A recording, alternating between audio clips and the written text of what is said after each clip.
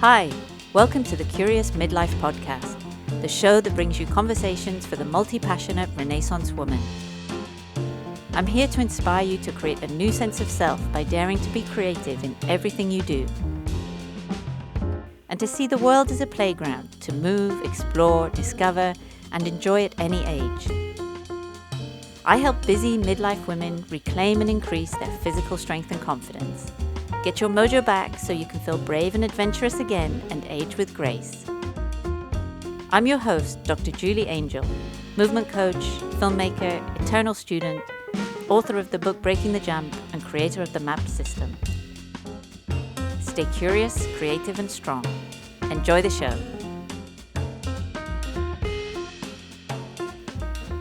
Hello, and welcome to the first ever episode of the Curious Midlife podcast. So for the first one, I thought I would just introduce myself and tell a little bit about my story. So if you will be joining me in these conversations and this journey, you'll have a little bit more context about, well, who am I and what am I all about? And basically, it's hard for me to believe that I'm even sat here recording a podcast. I'm from the UK. Currently live in Southern California. I'm 52 years old and I'm multi-passionate. And it's been very freeing to be able to use that term and that word, because for so long, for so much of my adult life, when people say, "Oh, hi, what do you do?" it would be very difficult to nail it down. And that just made me sound flaky. And when we sound flaky and people look at us with a sort of like, oh, polite, sort of confused look in their eyes, then that bounces back and we don't feel that confident in who we are. So for me to be able to now like proudly just own that and label myself as multi-passionate and to be all the things and to do all the things that I've always been interested in and am passionate about, and to say now that yes, I am a movement coach, I am a published author, I am a filmmaker, I am an artist, I'm an occasional academic, I'm a dog walker, I'm a gardener, I'm a clown, I'm many things. So, and we are all many, many things. And I think for so long, a lot of women have, we've put ourselves into this role of whether it's I'm a caregiver, I'm a teacher, I'm a lawyer, I'm an artist. And we can be all of those things. And embedded within all of this is my interest in movement and health. And I used to always think that, oh, well, it's really, unless you kind of live next to someone or, you're close to someone who is, a personal trainer or something like that, then, you're not really going to expect to be someone who's particularly healthy or strong, because you're busy doing all these other things. You're busy being the writer. You're busy doing those other things, and we kind of tend to look at things in very one-dimensional, and yet none of us are. And all of these things that we can be interested in are connected, and there always are those exceptions. There's the person at work who also happens to be into running marathons or kayaking, but they're always, for me, they seem like the go-getters. They're very driven, they're very ambitious, and I'm just more chilled. I'm lazy. I'm the lazy movement coach. So what that's meant is that it has to be fun, it has to be interesting, it has to be available. Because as one friend told me, I have more excuses than a pregnant nun, because if I can find a reason to not do something. So for example, if you're limited to the hours of the day when you can do something, chances are I probably won't do it. If you need a lot of equipment, chances are I won't do it. If you need to pay a lot to do it, chances are I won't do it. So a lot of these things are barriers to participation that we're not really aware of.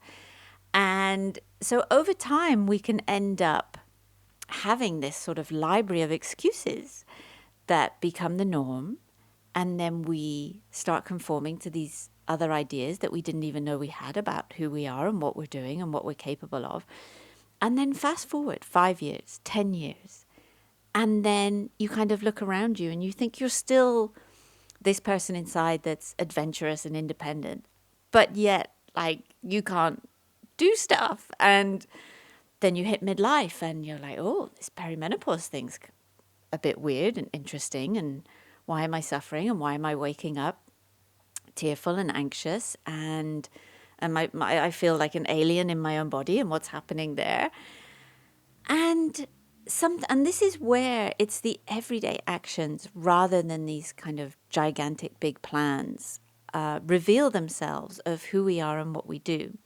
So why I do what I do now, which is be all the things, be a movement coach, still spend time within creative industries, whether it's filmmaking or writing or assisting on other people's projects. But there is always going to be a level of creativity in my life. That is my bedrock.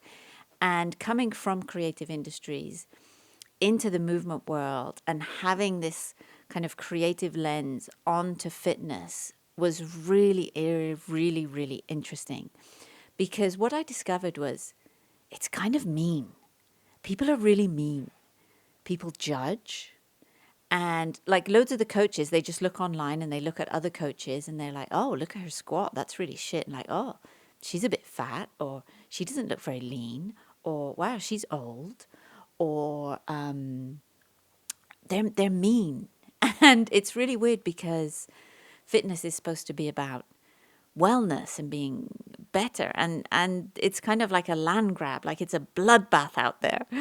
And that just didn't appeal to me. And I don't think it ever has appealed to me. And it was decades and decades before I ever kind of set foot in a gym. And it was only because I was with my partner and he introduced me to a lot of different things that could be done. And at the same time, I was always just drawn to the outdoors. Always, always, always. So I grew up in the southwest of England, in Plymouth, in the beautiful land of Devon.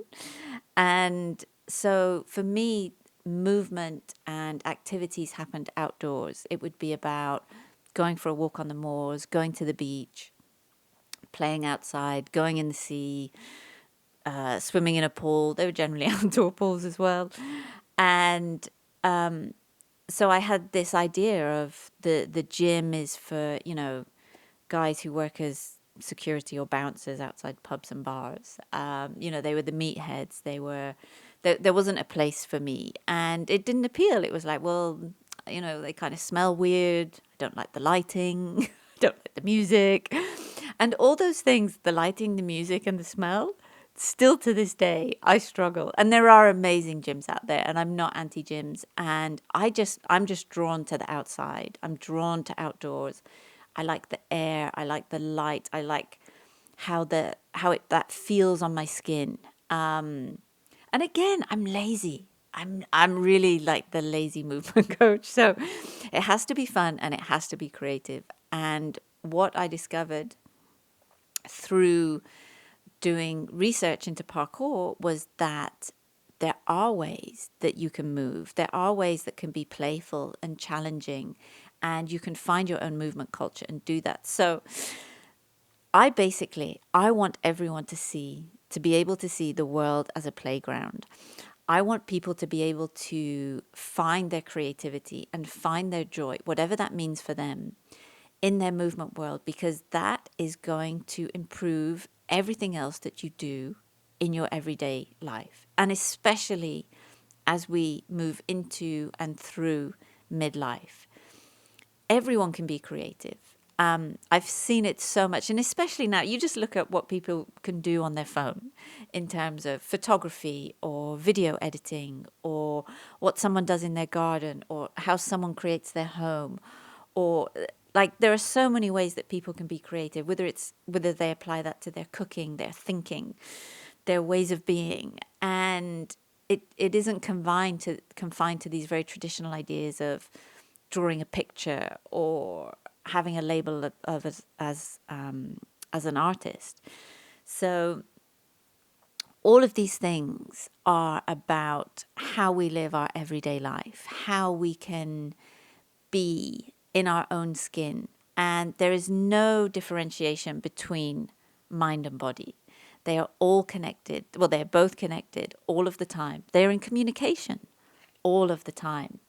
And what happens is a lot of the time we will be sending the mind to help us out when we're stuck in our mind.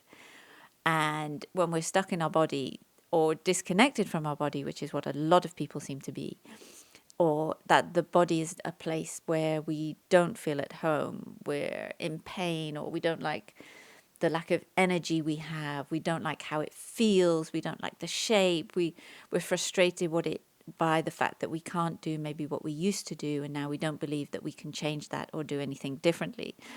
So all of those things are to say that they are in a constant dance, this mind-body communication, and everything influences everything else. There's no disconnection.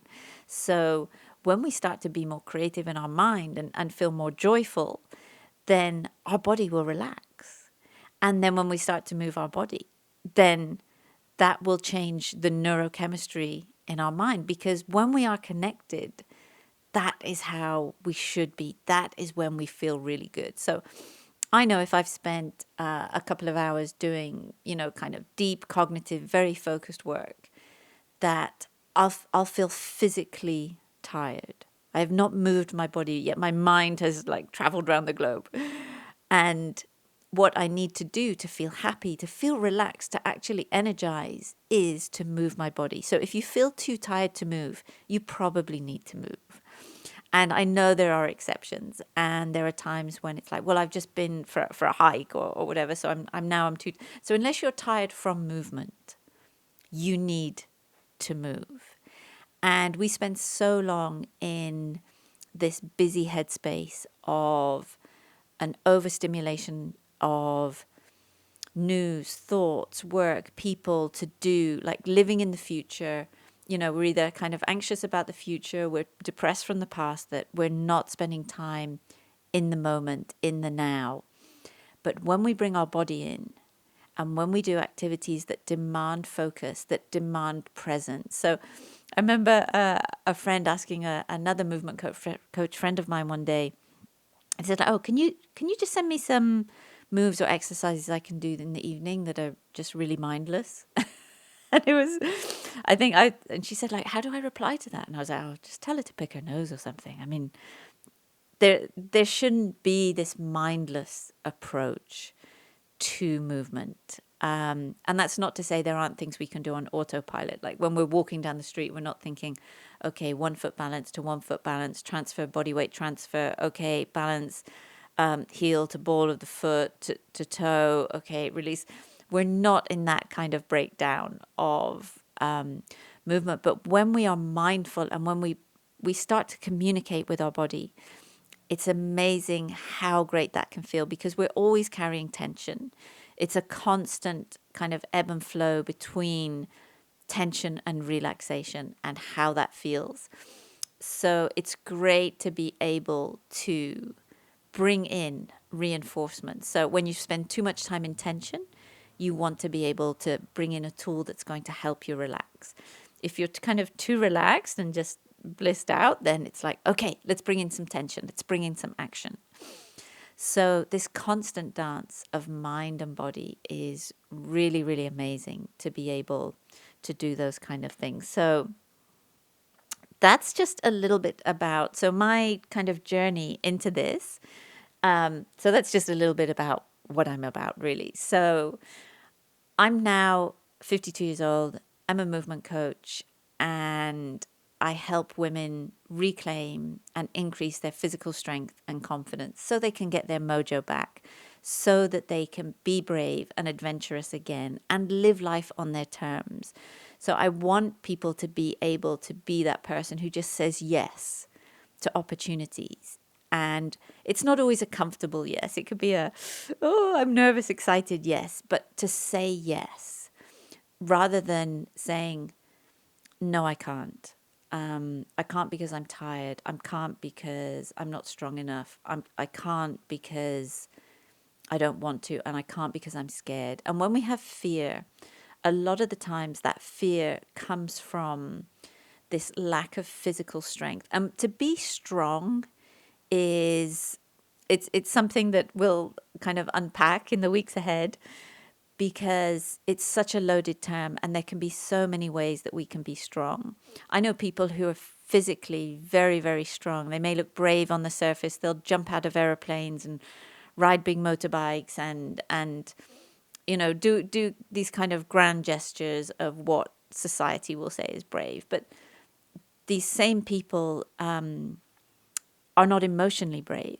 I've seen it within the parkour world all the time. There can be people who are brave enough to jump across a rooftop, but they wouldn't be brave enough to have an emotionally mature conversation. So, and interestingly, some of those people who we see do some of the most spectacular things, I can honestly say are some of the least confident people I've ever met. So there are reasons why people need to go up high and do things. And what I discovered from my PhD into parkour was that is their method for finding and just doing research on finding out who they are. I don't need to go to those heights. I stay kind of low and happy, and I don't have those demons. I'm not chasing those things. And that isn't to say that there isn't also just joy as well. So my story is that I was in creative industries. I'm a filmmaker. So I've been an independent filmmaker since my early 20s. And I started off doing a lot of very abstract cinema, experimental animations. I was like sticking leaves and butterfly wings on 35mm film and distressing it and projecting it. And I had a lot of success at some very avant-garde and experimental festivals all over the world. And I feel very comfortable within the marginal world of artists and the avant-garde and the experimental. And I love that. And then I transitioned from that because I realized it's a very kind of super niche to making documentaries. And because it's about people, and there's nothing as weird as people. There's nothing as crazy as real life. It's that old adage of, you really can't make this shit up. So I spent a lot of years doing documentaries about different artists, about different physical practices as well. And actually, a very pivotal one was one that was back here to now the area close to where I live in Southern California. I made with a good friend of mine a pool skating documentary called Chlorine. And this was about pool skaters, so people who search out and find and drain and clean round bottom swimming pools. And sometimes there was drainage pipes involved. We went off to Mount Baldy, and there was whole kind of missions and search and destroy. And also we were told very clearly, like, well, if the cops come, you're on your own. You have to get out of the pool and you have to jump the wall and do those things.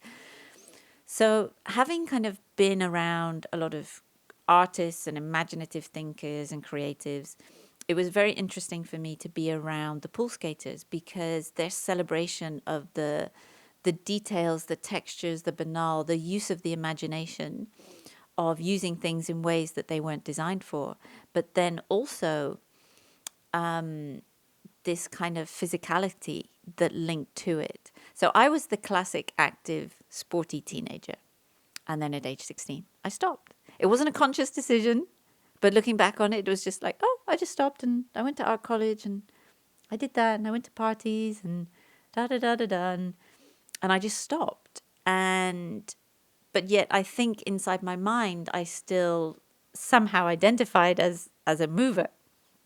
And then the pool skating documentary really kind of woke that up in me. And I actually roller skated the Biltmore swimming pool in Palm Springs, which was the famous pool at the time. So there is a photo somewhere. I actually need to dig out some old chlorine photos at some point to share, which are fun and interesting to look back and go, wow, that was a kind of wild ride. And so after chlorine, I was back in the UK and I moved to London. And that's when parkour first came onto my landscape. Well, I was actually still in Plymouth. And it was when the Channel 4 documentary made by Mike Christie came out, Jump London. And it was like, oh, wow, cool, cat people. And there was also like all this like, oh, no boarding. Oh, cool. Because I'd come from this kind of very fresh reference of people looking at exploring and using things in ways that they weren't designed for in the urban, and this physicality. But this thing with parkour was different than the skaters. So, like, skaters are punk, they're rebels, and especially the ones that we were hanging out with. This was the kind of old school Dogtown and the Z Boys guys. This was, Steve Olson, Salba, Hackett, Tony Alva. These were kind of giants of their craft back in the day, and they still skate pretty hard, some of them, which is amazing as well.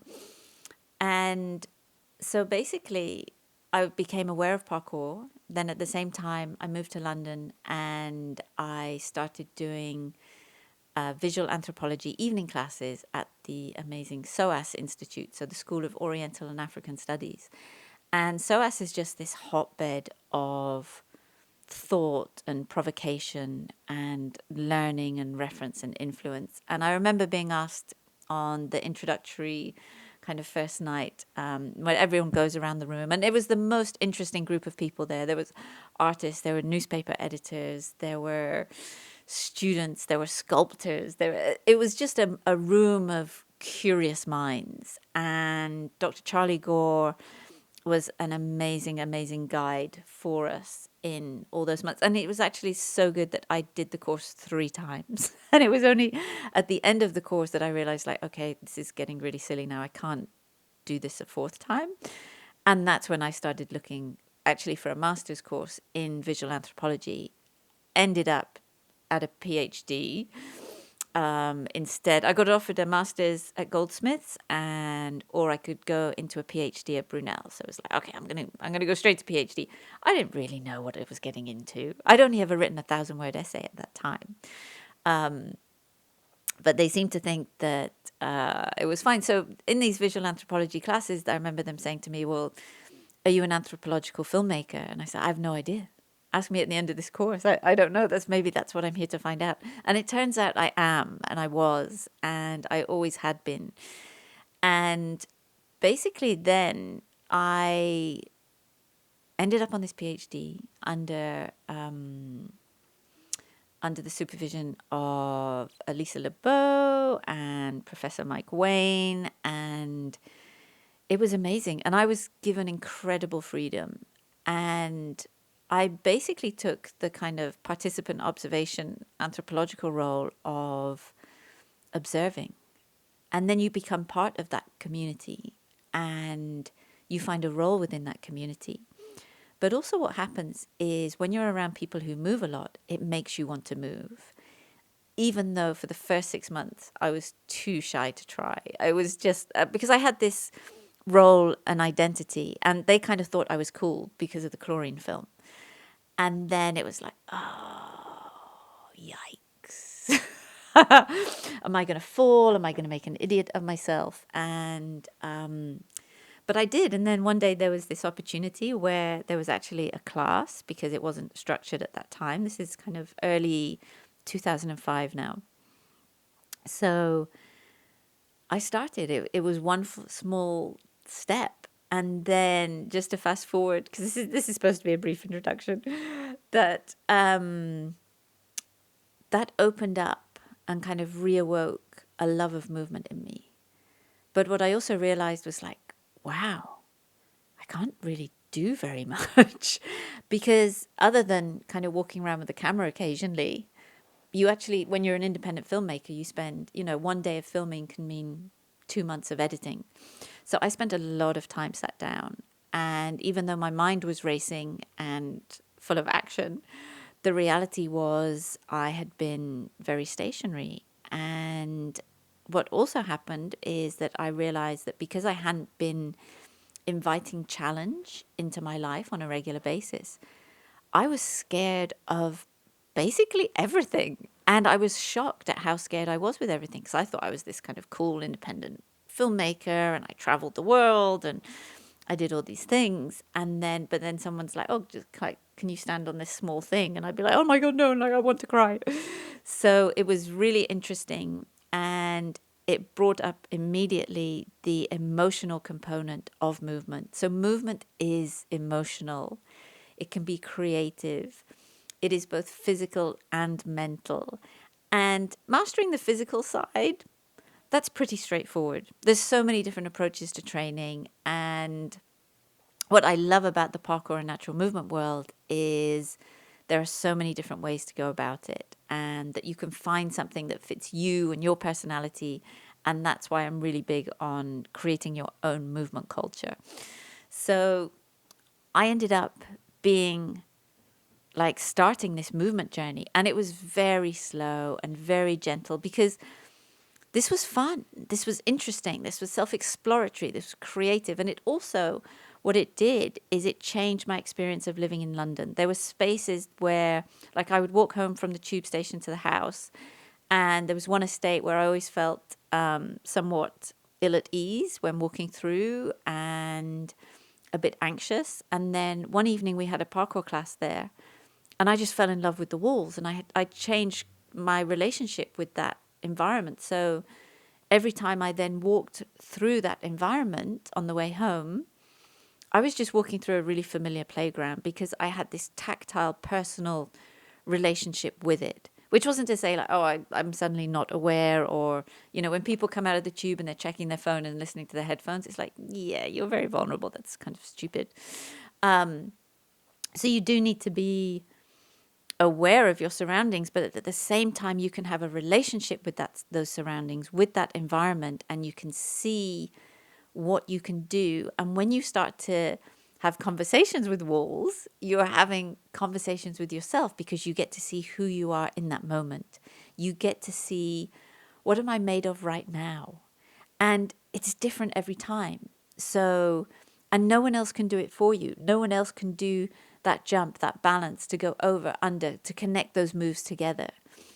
And so also there's this great thing where how someone else moves has got nothing to do with how you move. And I really like that because also I was kind of like the runt of the litter in those early days of parkour. Well, my first 7 years of parkour.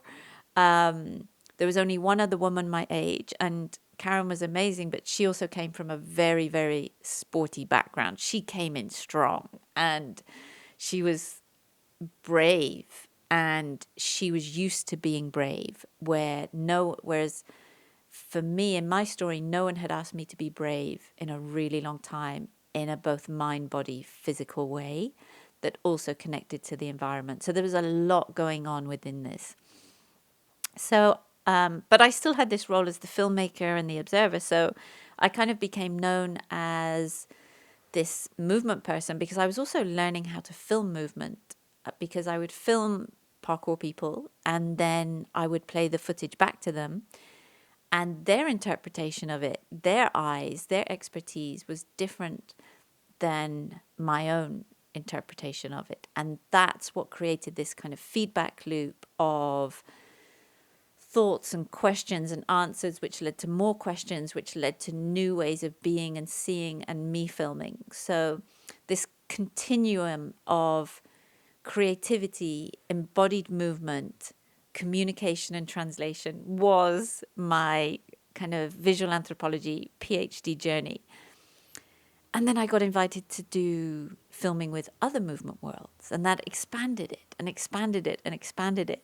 Fast forward, I'm here today now with, I have a bunch of coaching certifications from parkour, from MoveNat, from Animal Flow, and then I learn from people around me as well. I have a lot of movement friends who are generous and share, and we play and we lift and move and throw rocks and go to the beach and climb things, or I roll around on my mat and do things, or I go to the playground and do things, or I surf and I climb, and whatever's available. It goes back to embracing and seeing the world as your playground, as having these opportunities to do all the things that you love. Because if you're like me and you're a lazy ass, then the excuses become fewer and fewer.